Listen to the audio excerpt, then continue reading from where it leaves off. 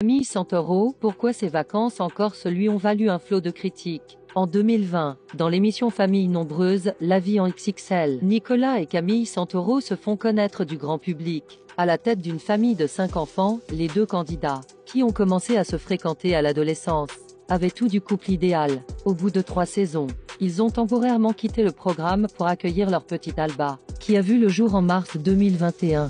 Les jeunes parents ont ensuite fait leur retour dans la 5e saison, avant de définitivement quitter le navire. Ils n'ont cependant pas complètement disparu des écrans puisqu'ils continuent d'exposer leur quotidien sur les réseaux sociaux. Seulement, au bout de quelques mois, les internautes ont pu remarquer que le couple ne semblait plus être sur la même longueur d'onde, alimentant ainsi les rumeurs de séparation. Et elles étaient bien fondées. En effet, en novembre dernier, Camille Santoro annonçait sa rupture avec le père de ses enfants. Cela fait plus d'1 an que Nico et moi enchaînons les déceptions et les coups durs. Malheureusement, ces difficultés ont eu raison de nous, expliquait-elle à ses abonnés. Les deux ex sont, cependant, su rester en excellents termes et ont opté pour un système de garde partagé, assez inhabituel. En effet, le couple se relaie chaque semaine dans la maison familiale, afin de ne pas perturber les enfants, qui n'ont connu que cette demeure depuis leur naissance. Il y a quelques semaines, Camille Santoro expliquait qu'elle et Nicolas avaient convenu que pour la période estivale, ils ne se partageraient pas la garde une semaine sur 2,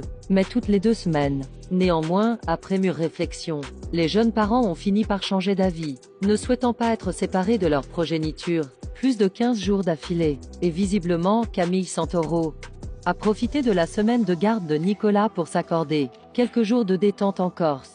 Sur son compte Instagram, la jeune femme a partagé les coulisses de sa petite escapade, loin de se douter qu'elle allait s'attirer les foudres des internautes, qui ont vite fait de noter qu'elle avait fait le voyage sans ses enfants. Face au flot de critiques qu'elle a pu lire, la jolie blonde a tenu à prendre la parole, pour mettre les choses au clair et expliquer qu'elle n'a jamais négligé les vacances de sa progéniture. C'est fou. Alors je prends le temps de répondre à la minorité de personnes qui pensent ainsi. L'an dernier nous avons fait les Maldives et New York, et les réflexions étaient les suivantes. C'est trop, toujours plus, a-t-elle déploré dans sa story, et d'ajouter, cette année pas d'inquiétude. Les enfants ont la chance d'avoir une piscine à la maison, ils font un max de sorties.